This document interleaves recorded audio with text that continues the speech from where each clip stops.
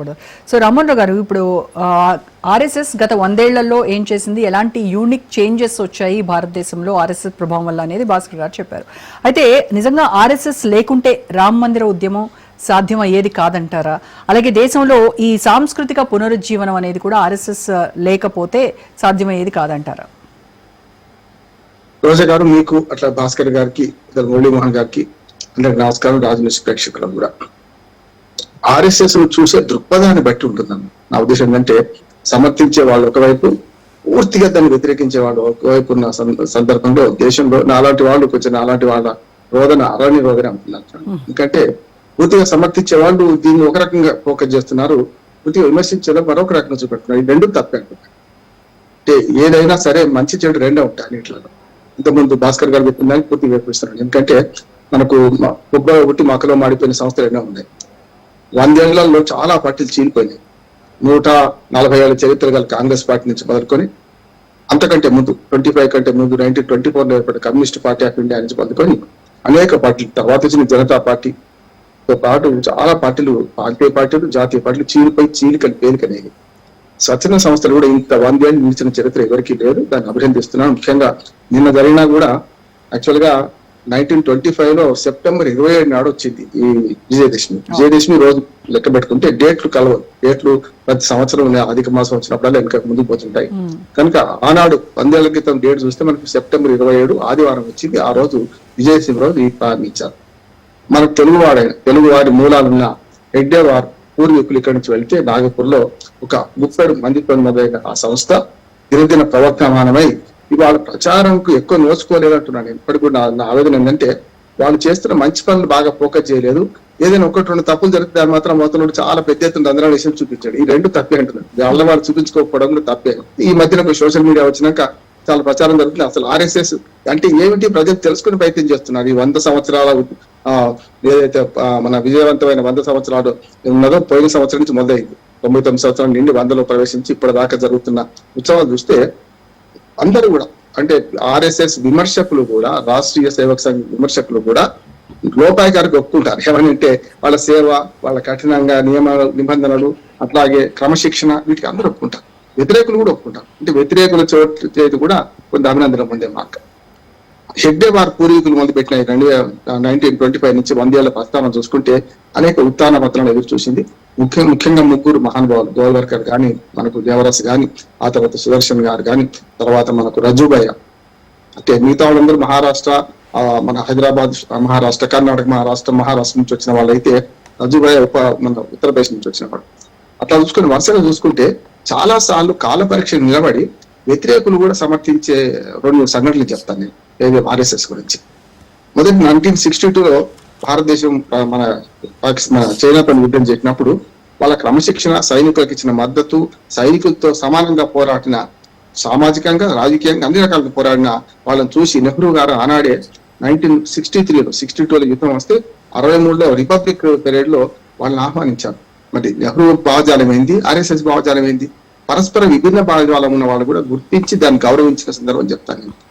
అంతేందుకు అందులో నుంచి పార్టీ వాళ్ళే కాకుండా, ఇంతకుముందు భాస్కర్ గారు చెప్పారు, మోడీ మన వాజ్పేయి గారు, మోడీ గారు, వీళ్ళే కాదు చాలా మంది, అంటే దాదాపు వందల మందిని గవర్నర్లను, ముఖ్యమంత్రులు అందించింది, ఉపప్రధాని అద్వాని అందించింది. ఇవన్నిటితో పాటు వ్యతిరేకులు అనుకున్న ముద్రపడ్డ వాళ్ళను కూడా ఆరాధించింది, వాళ్ళని ఆహ్వానించవచ్చు చేసి. ఉదాహరణకు కాంగ్రెస్ పార్టీ జెండా కప్పుకొని చనిపోయిన వీధి నరసింహారావు గారు ఆర్ఎస్ఎస్ కార్యకర్తగా, ఇవాళ రేవంత్ రెడ్డి, తెలంగాణ రాష్ట్ర ముఖ్యమంత్రి రేవంత్ రెడ్డి నేను గౌరవంగా చెప్పుకుంటున్నా ఆర్ఎస్ఎస్ కార్యకర్తని. ఇంకా క్రమశిక్షణ, సేవాభావం ఇవి ఏవైతే ఉన్నాయో వాళ్ళు చేసింది చెప్పుకొని ఇప్పటిదాకా అంటున్నాను స్పష్టంగా. ఎందుకంటే ఇప్పుడు మొన్నటికి వయనాడు వరదలు చూసామన్నమాట. అక్కడ ఎంత సేవ చేశారు వాళ్ళు. చాలా విపత్తులు వచ్చినప్పుడు, చాలా వరకు సమాజం లో చాలా మన విపత్తులు వచ్చినప్పుడు చాలా సేవ చేసిన సందర్భాన్ని మనం చూసామంటున్నాడు. వాటిని ప్రచారం పెద్దగా చేసుకోలేవాడు. రెండోది కూడా చెప్తున్నాం, ప్రణబ్ ముఖర్జీ లాంటి వాడు కరడు గట్టిన కాంగ్రెస్ వాది, కానీ రాష్ట్రపతి భవన్ పిలిపించి ఆర్ఎస్ఎస్ కార్యకర్తలు, ఆర్ఎస్ఎస్ చీఫ్ ని గౌరవించిన సందర్భం. అందుకంటే నేను ఉభయ పురుషుల 2 ఆర్ఎస్ఎస్ క్రమశిక్షణ, సేవాభావాన్ని మెచ్చుకొని అవతల వాళ్ళు కూడా మనల్ని మనం మెచ్చుకోవడం, అవతల వాళ్ళు మెచ్చుకునే సందర్భాన్ని గుర్తు చేసే ప్రయత్నం చేస్తున్నారు. రెండోది కూడా చెప్తాను, ఒక యుద్ధ సమయంలో కాకుండా అనేక మనకు ప్రకృతి వైపరీత్యాలలో కూడా వాళ్ళు సేవ చేసిన సంగతి చూసుకుంటే దాన్ని ఇంకా పెంపొందించే క్రమంలో వీళ్ళు చేసిన పని ఏంటంటే కొంత అనుబంధ సంఘాలు కొన్ని తప్పులు చేస్తాయి తప్పనిసరి. ఇప్పుడు బజరంగ పద్దాల మీద విమర్శ ఉంటుంది, నేను బజరంగంగా విమర్శిస్తలేను కానీ విమర్శ ఉంటుంది. అట్లాగే హిందువుల సంఘము లేకపోతే ముస్లింలకు వ్యతిరేకమైన భావాన్ని బాగా ప్రజల్లో చొచ్చుకపోయినప్పుడు దీన్ని సరైన విధంగా ఇది కాదు అని చెప్పే క్రమంలో ఆర్ఎస్ఎస్ కార్యకర్తలు కానీ వీళ్ళు విఫలమైంది. నేను వాళ్ళ క్రమశిక్షణ ఎంత బాగున్నా కూడా ఈ భావజాలాన్ని వ్యతిరేకించే వాళ్ళ భావజాలం బాగా పెంపొందించింది. ఇంతకు చరిత్ర వక్రీకరించిన సంగతి కూడా నేను ఒప్పుకుంటాను. ఎందుకంటే భారతీయ సంస్కృతి అంటే అసలు ఆర్ఎస్ఎస్ మూల భావాల్లో మనకు భారతీయత అంటే అర్థం వేరుగా ఉన్నది, వీళ్ళు చెప్పే భారతీయత జాతీయత బయట విమర్శించే వాళ్ళ పద్ధతి వేరుగా ఉన్నది. దాంతోపాటు హిందూ అంటే జీవన విధానం అనే దాన్ని బాగా ప్రేరేపించాల్సిన అవసరం ఉండేది, కానీ చేయలేకపోయారు. అందుకని కుహనా మేధావులు మన లౌకిక శక్తులు దీన్ని ఇంకో రకంగా ఇప్పుడు చూసినప్పుడు వీళ్ళు దానికి సరిగ్గా సరైన విధంగా దాన్ని పోటాపోటీగా ఇది కాదు అని చెప్పే పరిస్థితి లేకుండా పోవడానికి ప్రధాన కారణం ఏంటంటే దీన్ని మా సిద్ధాంతం మూల సిద్ధాంతం ఇది అని గట్టిగా చెప్పలేక ఓన్లీ హిందూ ముస్లిం అనే భావం తీసుకొచ్చి ముస్లింలకు వ్యతిరేకమైన సంస్థ అనే భావం తీసుకొచ్చాం. హిందూ ఐడెంటిటీని స్ట్రెంథెన్ చేస్తోంది ఆర్ఎస్ఎస్, డెఫినెట్ గా హిందూ ఐడెంటిటీని స్ట్రెంథెన్ చేస్తోంది. బట్ మిగతా కమ్యూనిటీస్ ఇతర కమ్యూనిటీస్ తో మాత్రం హార్మనీ అనేది మెయింటైన్ చేయట్లేదు. అదే చెప్తాను, అంతే ఆ లోపం అంటున్నాను. అందుకే రెండు చెప్తాను. 3 సార్లు నిషేధించబడ్డ తర్వాత కూడా మళ్ళీ నిలిచిగలిచిందంటే దానికి కారణం ఏంటి? దాన్ని సరైన విధంగా లేని దాన్ని బాగా ప్రేరేపించిన అర్థం కూడా వస్తుంది కదా. మాట చెప్తాను, గాడ్సే అంటే ఏ పార్టీలోనైనా ఏ సంస్థలోనైనా 2 రకాలు ఉంటాయి. ఊరేగింపు తీస్తారు అనుకోండి, రాలేసి వాడు కూడా అందులో చేరుతాడు. ఇప్పుడు నేను మన గాడ్సేను ఉదాహరించి గాంధీ హత్యకు మొత్తం అంతా ఆర్ఎస్ఎస్ కుట్ర చేసిందంటే పటాపంచలు అయింది కదా, ఎక్కడ చేయలేదు తేలింది కదా, నిషేధం విధించారు పోయింది. ఆ తర్వాత మనకు మన బంగ్లాదేశ్ యుద్ధం అప్పుడు కూడా బ్రహ్మాండంగా వాళ్ళు చేసిన సందర్భం చూసాం మనం. ఆ తర్వాత మనకు ఇందిరాగాంధీ లాంటిది మెచ్చుకున్నది. త్వరగా చెప్పాలంటే చాలా మంది మీకు కాంగ్రెస్ నాయకులు వీళ్ళందరూ కూడా బలపరిచిన సందర్భం కూడా చూసింది. ఇంకోటి ఆర్ఎస్ఎస్ అంటే బీజేపీ పార్టీకి అనుబంధ శాఖ ఎందుకు అనుకోవాలి? ఆర్ఎస్ఎస్ కొన్నిసార్లు మనకు బంగ్లాదేశ్ యుద్ధం తర్వాత ఇందిరాగాంధీ పొగిడింది కూడా. వాజ్పేయి గారు అపర దుర్గామాతగా కాళికాదేవిగా పోల్చింది కదా. నేనేమంటున్నాను, ప్రతిసారి బీజేపీ మద్దతు చేసింది కూడా లేదంటున్నాను నేను. వాళ్ళు 25లో పుట్టిన తర్వాత ఎన్ని ఏళ్ళకు పుట్టింది? దాదాపు 27 ఏళ్ల తర్వాత జనసంఘ పుట్టింది 52లో. ఆ తర్వాత 82లో బీజేపీ పార్టీ పుట్టింది. ఒక రాజకీయ సంస్థకు మద్దతు ఇవ్వకపోవడం ఇప్పటికి కూడా ఆర్ఎస్ఎస్ తనదైన శరీరం ముందుకు పోతున్నట్టు దీన్ని బాగా ప్రమోట్ చేసుకుంటారు. ఎంతసేపు బీజేపీ రాజకీయం మాట్లాడుతున్నారు. నా ఉద్దేశం ఏంటంటే భారతీయ రాజకీయాలలో తనదైన ముద్ర వేసి ఎవరు గెలవాలి ఎవరు ఓడాలని దానిలో ఇంతవరకు ప్రచారం డైరెక్ట్ చేసిన సందర్భాన్ని నాకు తెలియదు. మరి మురళి గారు చెప్పాలి, భాస్కర్ గారు చెప్పాలి. కానీ కొన్నిసార్లు ఏమైందంటే గన్ను కంటే పెన్ను గెలిచింది అనేది ఆదిలాబాద్ మంచి ఉదాహరణ. నేను 50 ఏళ్ళ నుంచి జర్నీ జరుగుతున్నాను. ఆదిలాబాద్ ఎంపీ మొట్టమొదటి 2018లో గెలిచినప్పుడు నేను అక్కడికి వెళ్ళి పరిశోధన చేస్తే ఆర్ఎస్ఎస్ లేకుంటే విశ్వ హిందూ పరిషత్ చేసిన సేవల వల్ల గెలిచింది. ఆడ బీజేపీ పార్టీకి కనీస శాఖలు కూడా లేవు సరిగ్గా. ఎందుకు గెలిచింది, ఎట్లా గెలిచింది? కనుక సేవాభావం ఉండి ప్రజలకు చొచ్చుకపోతే ఏ రాజకీయ పార్టీని దించడానికో ఎక్కించడానికో అన్ని సంస్థలు పనిచేస్తున్నాయి కదా. గుహనాథ్ సెక్యూరిటీ చేస్తున్న పని ఏంటంటే ఎంఐఎంతో పొత్తు కుదుర్చుకుంటే అది మద్దతు పార్టీ కాదు, కానీ బీజేపీతో పొత్తు కుదిరించే మద్దతు పార్టీ. నేను బీజేపీ లోపల చాలా వెలగట్టు మురళి గారు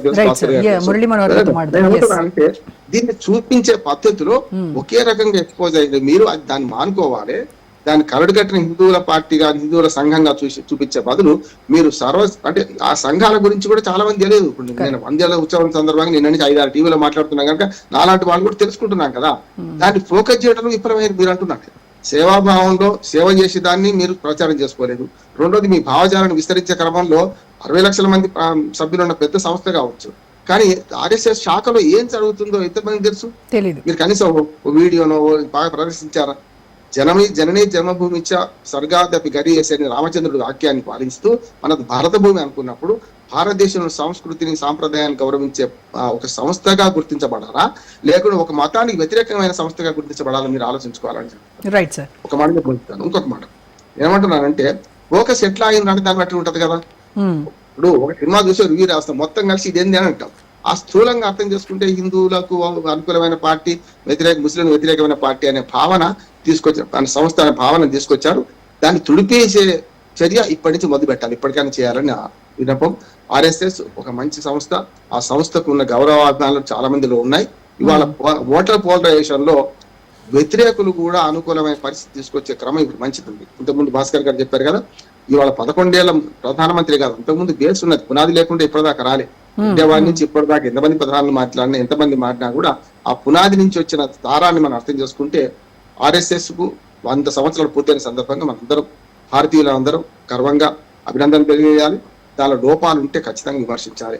అది నా విన్నపం. కానీ ఆర్ఎస్ఎస్ ఇంకో దృక్పథం చూసి మొత్తం అంత తప్పే అనడం తప్పే, అంతా ఒప్పు మంచిదే, ఇంకేం లేదు చెడు అనే దాన్ని తప్పే. ఒక రకంగా చెప్పాలంటే ఎదుటి వారిని బుల్డోజ్ చేసి దీన్ని మీరు మనం ప్రమోట్ చేసుకోవడం వేరు, ఎదుటి వారిని బుల్డోజ్ చేసి ఇది కాదని చెప్పడం వేరు. ఈ రెండింటికి తేడా గమనించాలని కోరుతున్నాను. రైట్ అండి. మురళీ మనోహర్ గారు.